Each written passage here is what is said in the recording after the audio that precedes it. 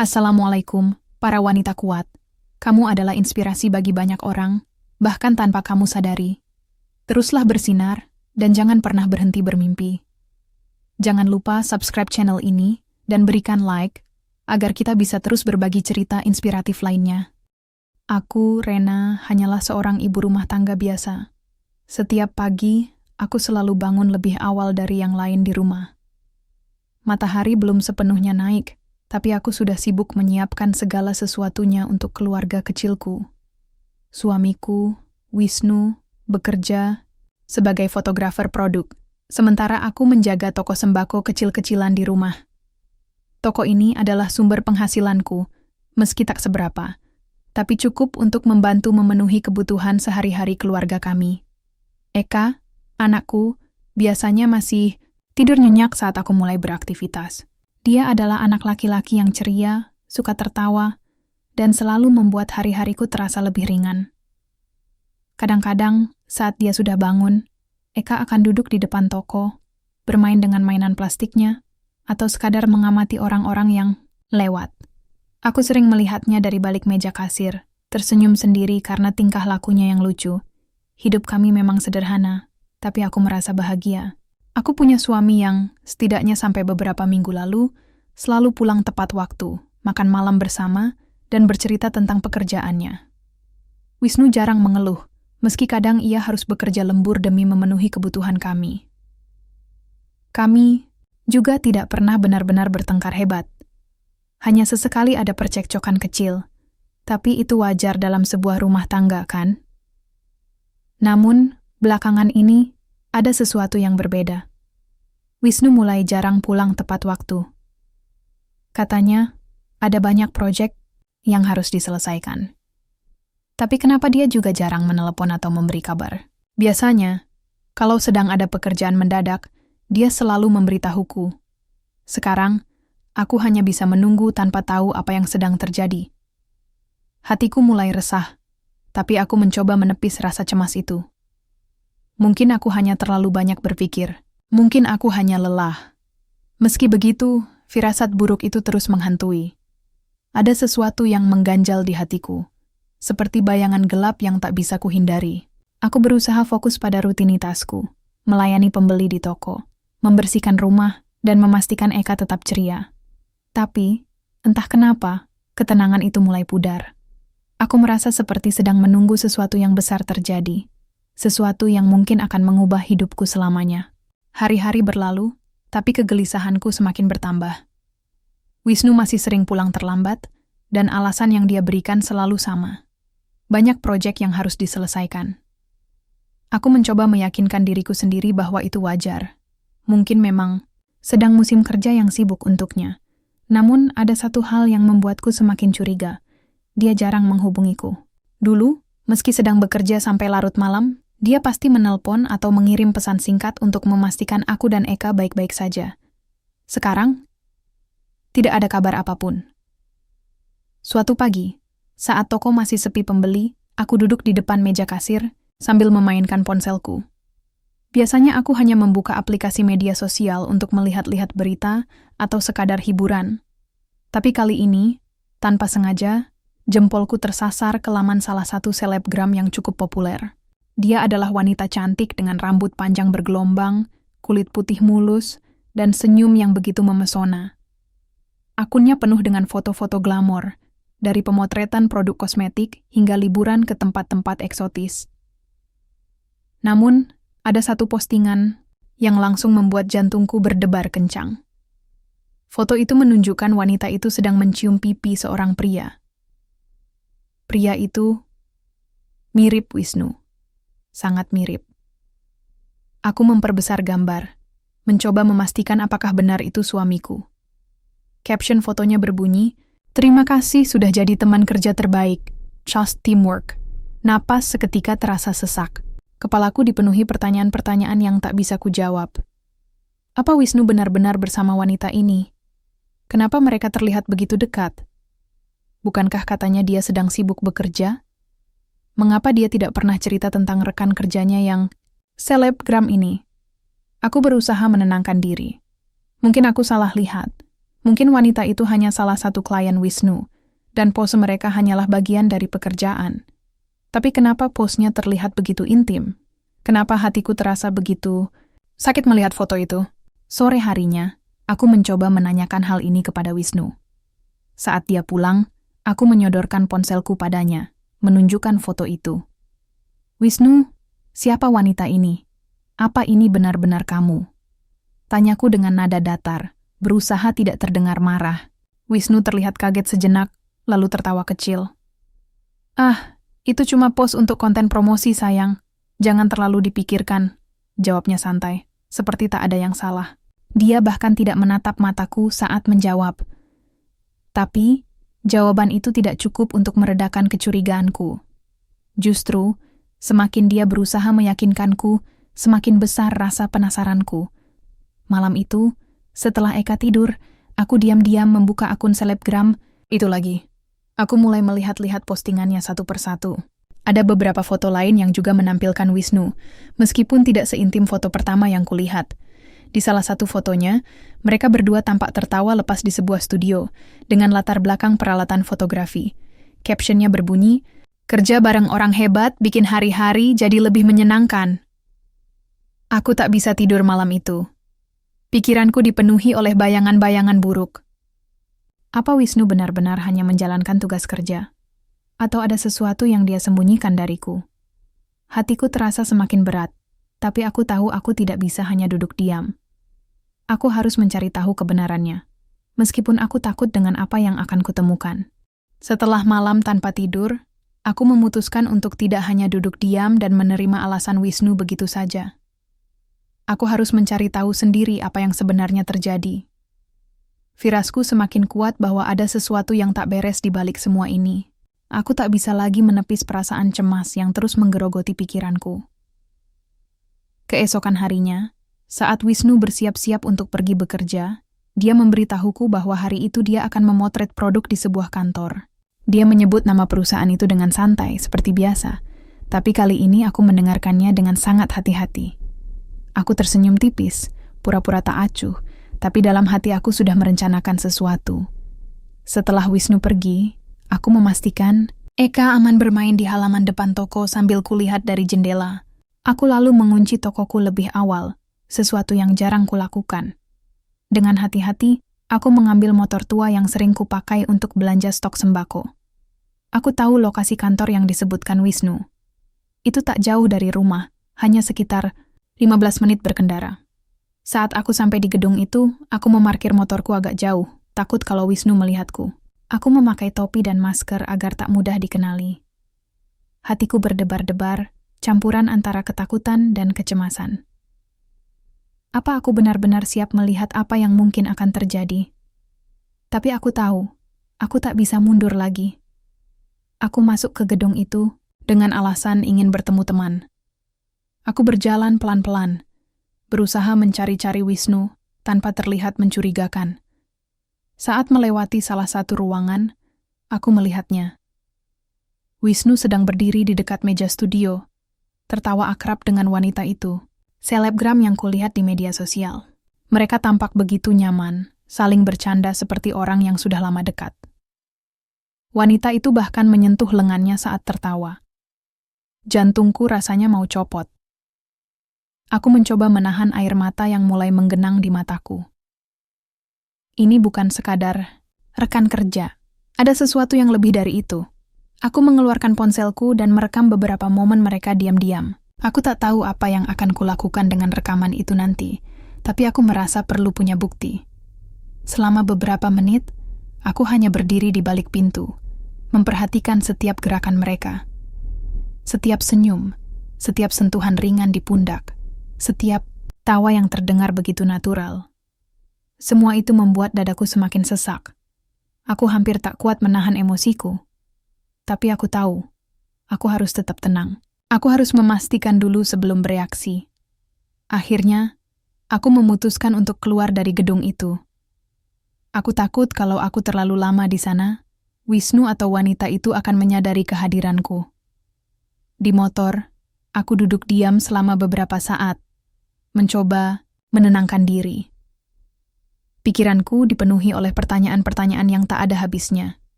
Apa yang harus kulakukan sekarang? Bagaimana cara menghadapi Wisnu?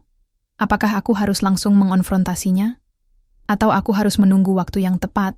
Aku tahu satu hal pasti, aku tak bisa lagi hidup dalam ketidakpastian. Aku harus mencari kebenaran, meskipun itu akan menyakitkan. Aku tak bisa menahan diri lebih lama lagi. Setelah melihat sendiri kedekatan Wisnu dengan wanita itu, rasanya seperti ada api yang membakar dalam dadaku.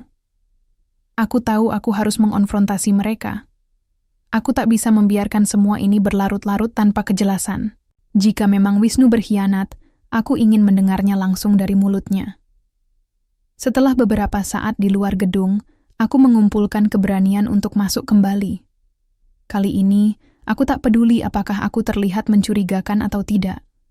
Aku mendorong pintu ruangan itu dengan keras, membuat suara yang cukup nyaring hingga semua orang di dalamnya menoleh ke arahku, termasuk Wisnu dan wanita itu. Wisnu tampak terkejut melihatku, matanya membelalak, wajahnya pucat seketika. "Rena, kenapa kamu di sini?" Katanya dengan nada gugup, tak seperti biasanya. Wanita itu juga tampak kaget, tapi dia cepat-cepat menyusun senyum santai, seolah-olah tak ada yang salah. "Kenapa aku di sini?" Aku yang seharusnya bertanya, "Wisnu." Bentakku, suaraku bergetar karena amarah yang sulit kutahan.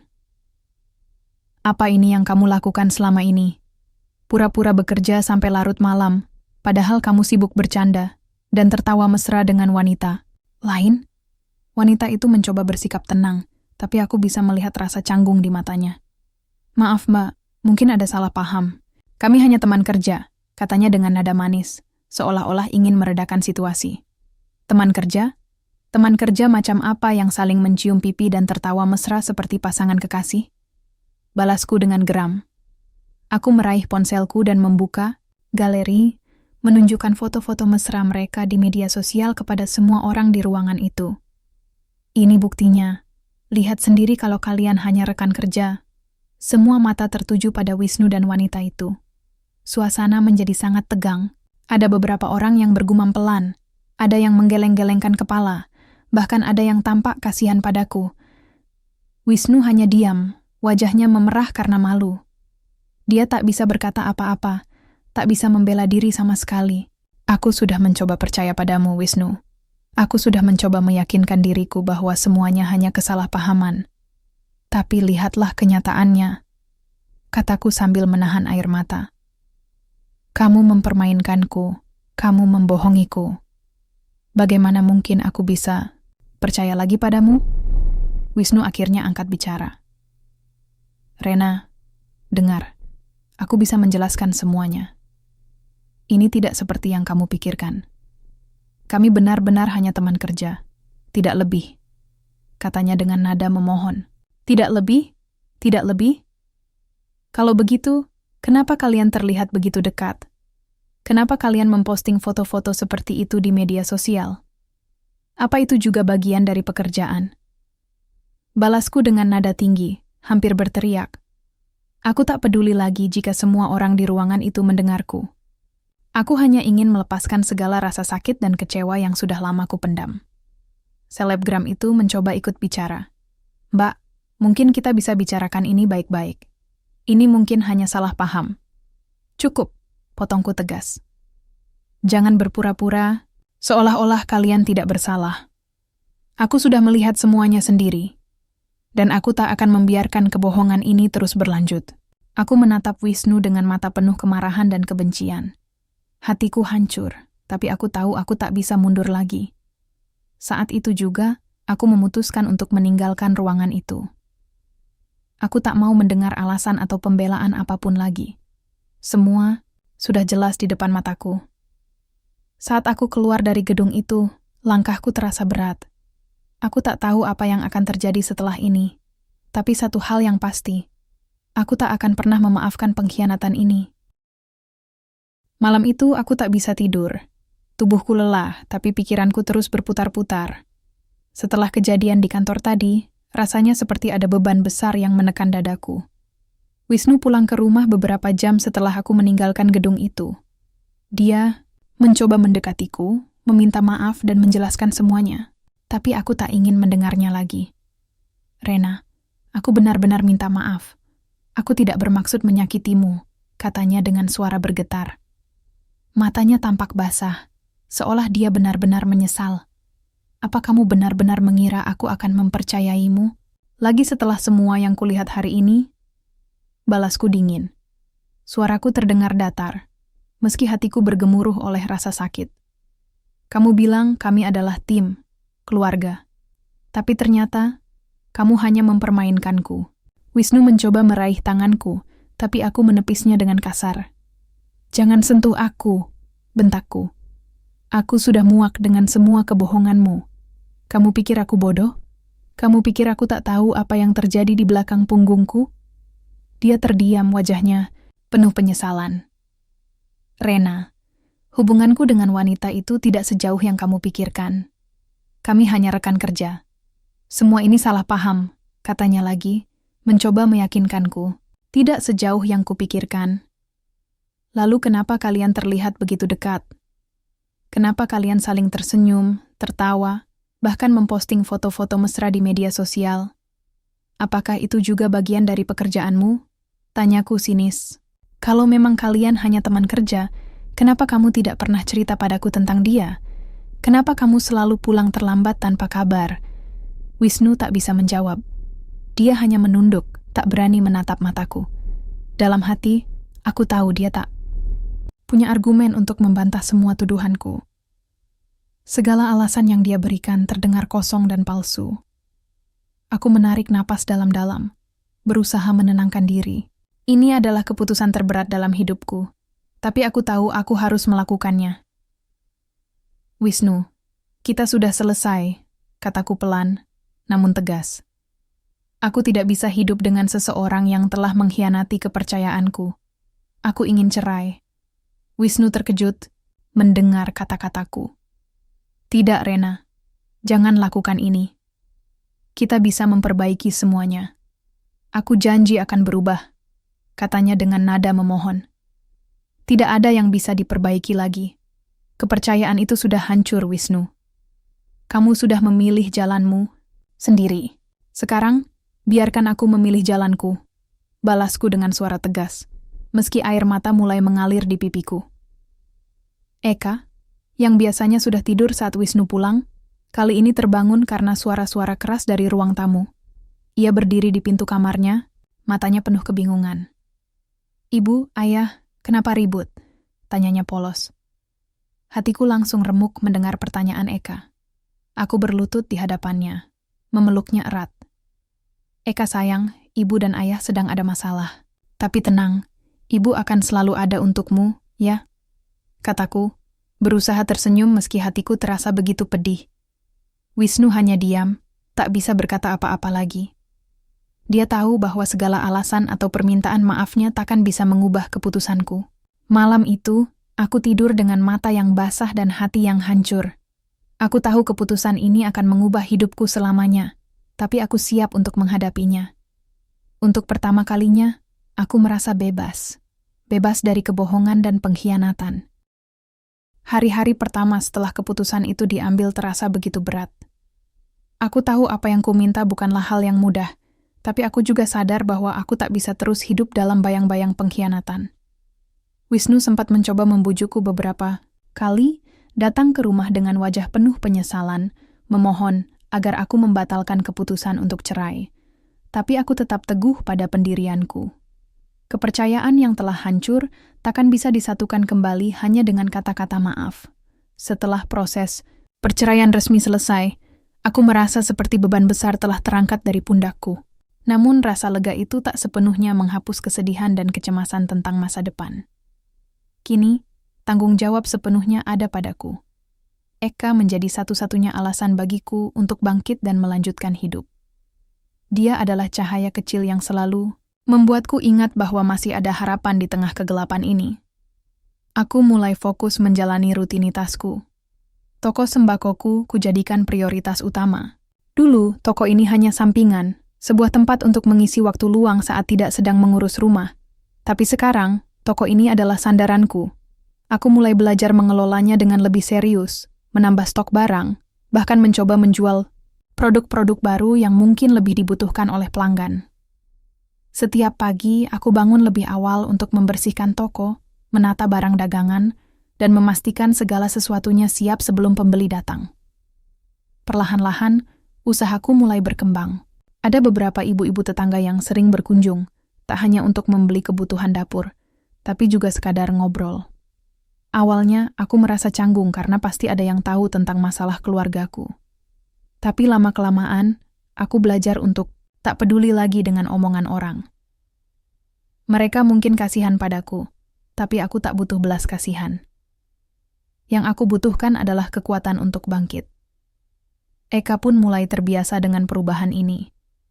Meski kadang dia bertanya-tanya kenapa ayahnya jarang datang lagi, aku selalu berusaha menjelaskan dengan cara yang bisa ia pahami. Ayahmu sedang sibuk bekerja, Nak. Tapi ibu akan selalu ada untukmu, kataku padanya setiap kali dia bertanya. Aku tahu suatu hari nanti, ketika dia dewasa, aku harus menjelaskan kebenaran kepadanya. Tapi untuk sekarang, biarkan dia menikmati masa kecilnya tanpa banyak beban. Di malam-malam yang sunyi, aku sering duduk sendiri di depan toko, memandangi langit yang dipenuhi bintang. Kadang-kadang aku merenung tentang semua yang telah terjadi, tentang pernikahan yang dulu kupikir sempurna, tentang kebohongan yang menghancurkan semuanya, dan tentang diriku yang kini harus memulai hidup baru tanpa Wisnu. Ada saat-saat ketika aku merasa rapuh, ingin menangis, atau meragukan apakah keputusan ini benar. Tapi kemudian aku melihat wajah Eka yang polos dan penuh cinta, dan aku tahu aku harus kuat untuknya. Lambat laun, aku mulai menemukan ritme baru dalam hidupku. Aku belajar untuk mandiri, untuk tidak bergantung pada orang lain. Bahkan, aku mulai menyukai rutinitasku yang sibuk. Ada kepuasan tersendiri saat melihat toko semakuku ramai pembeli, saat mendengar ucapan terima kasih dari pelanggan, atau saat mengetahui bahwa kerja keras ini mulai membuahkan hasil. Aku merasa lebih percaya diri dan lebih kuat daripada sebelumnya. Aku juga mulai belajar untuk menikmati momen-momen kecil dalam hidup. Saat bermain dengan Eka di halaman, saat menikmati secangkir teh panas di sore hari, atau saat melihat senyum pelanggan yang puas dengan pelayananku. Semua itu memberikan warna baru dalam hidupku. Warna yang tak pernah kurasakan saat aku masih bersama Wisnu. Meski jalan di depan masih panjang, aku tahu aku sudah berada di jalur yang benar. Aku tak lagi memikirkan masa lalu dengan penuh penyesalan. Aku memilih untuk melihat ke depan, menuju masa depan yang lebih baik. Untuk pertama kalinya dalam waktu yang lama, aku merasa damai. Damai dengan diriku sendiri, dan damai dengan keputusan yang telah kubuat. Hari-hari berlalu, dan aku mulai terbiasa dengan kehidupan baruku. Aku tak lagi memikirkan Wisnu atau apa yang dia lakukan setelah perceraian itu. Bagiku, dia sudah menjadi bagian dari masa lalu yang tak ingin kuingat lagi. Namun, kadang-kadang, kabar tentangnya sampai juga ke telingaku.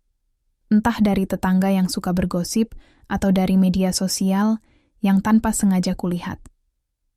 Kabar pertama yang kudengar adalah bahwa hubungan Wisnu dengan selebgram itu benar-benar berakhir. Katanya, wanita itu marah besar saat mengetahui bahwa skandal mereka telah menjadi bahan perbincangan banyak orang. Postingan-postingan mesra mereka di media sosial yang dulu begitu glamor dan penuh senyum, kini menjadi bumerang bagi karir selebgram tersebut. Banyak kontrak kerja dibatalkan, dan pengikutnya mulai meninggalkannya satu persatu. Kabarnya, dia bahkan sempat menghilang dari dunia maya untuk beberapa waktu, seolah-olah mencoba melarikan diri dari semua hinaan dan tuduhan. Sementara itu, Wisnu juga tak lebih baik.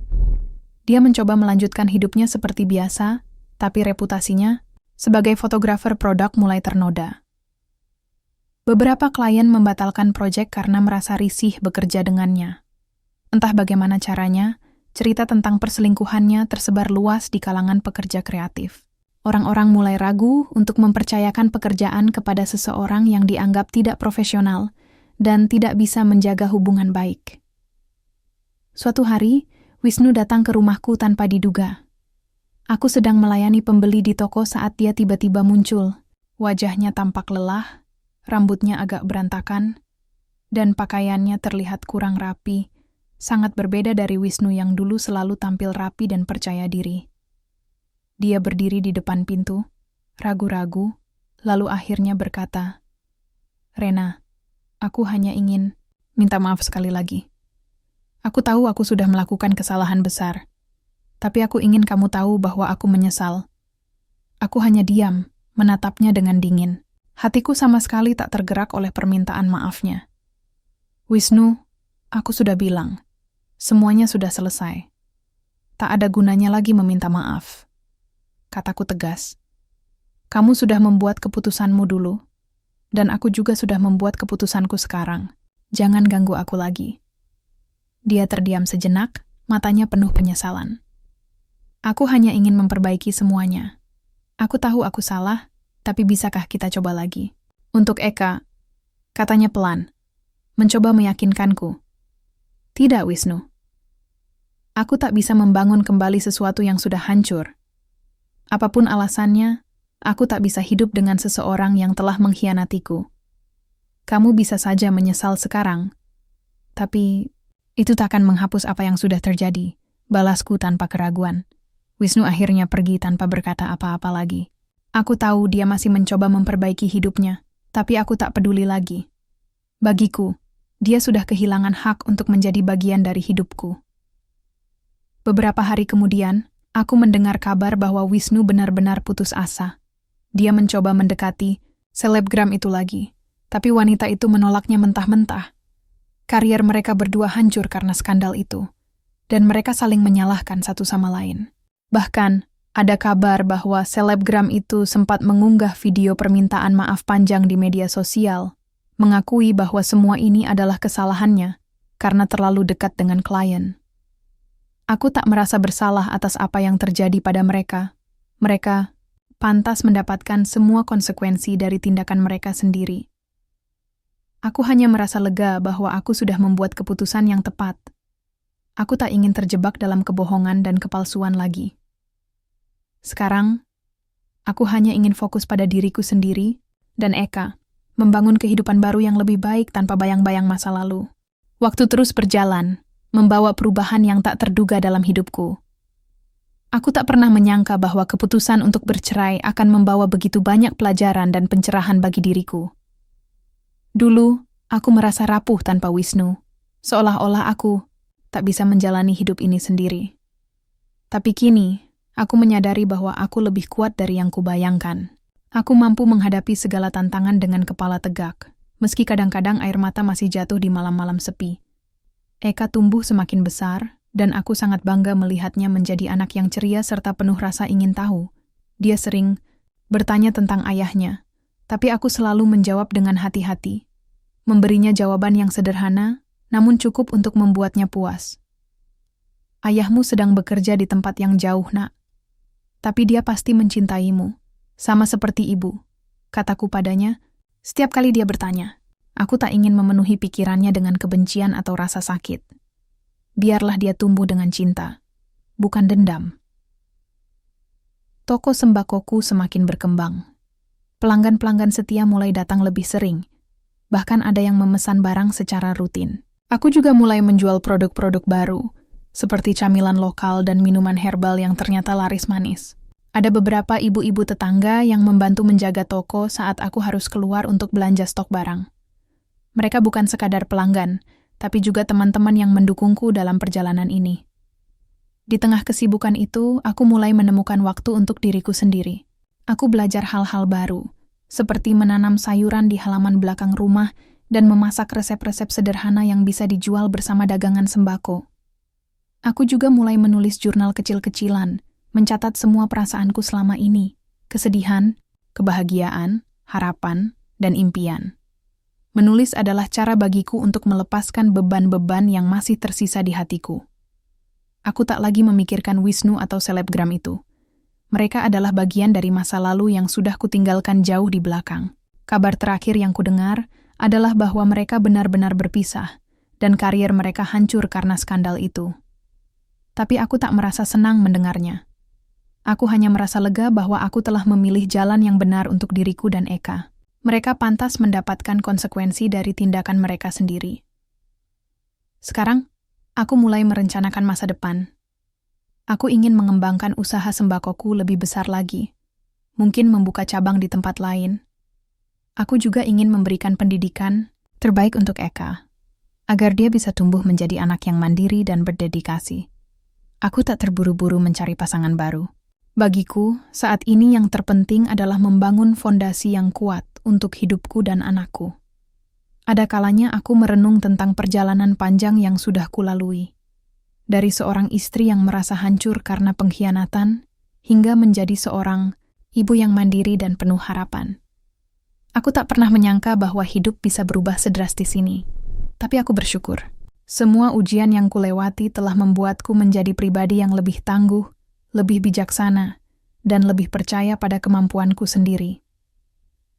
Malam itu, saat aku duduk di depan toko sambil menikmati angin sepoi-sepoi, aku melihat Eka bermain di halaman dengan riang. Hatiku dipenuhi oleh kedamaian yang tak pernah kurasakan sebelumnya. Aku tersenyum, menyadari bahwa hidup ini adalah anugerah yang patut disyukuri. Meski ada badai yang datang, pasti ada matahari yang bersinar di balik awan kelabu. Aku tak tahu apa yang akan terjadi di masa depan. Tapi satu hal yang pasti, aku siap menghadapinya. Aku tak lagi takut pada kegelapan, karena aku tahu aku bisa menyalakan lilin-lilin kecil untuk menerangi jalanku. Hidup ini penuh dengan harapan, dan aku siap meraihnya dengan sepenuh hati.